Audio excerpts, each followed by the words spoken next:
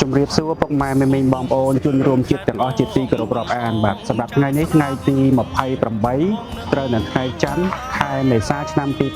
2025នារសៀលថ្ងៃនេះគឺក្រុមការងាររបស់យើងបានចុះមកដល់ទីរួមខេត្តកំពង់ស្ពឺបាទគឺឥឡូវនេះគឺនៅក្នុងសាលាខេត្តកំពង់ស្ពឺតែម្ដងបាទដើម្បីមកចូលរួមក្នុងយុទ្ធនាការចុះឈ្មោះស្នើសេដ្ឋកិច្ច Digital ចុះឈ្មោះសេដ្ឋកិច្ចក្រៅប្រព័ន្ធបាទពេលនេះឃើញថាមានបងប្អូន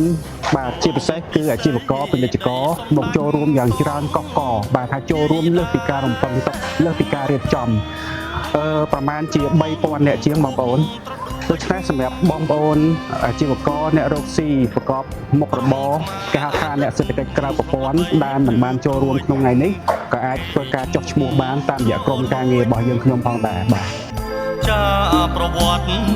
តិសាស្ត្រ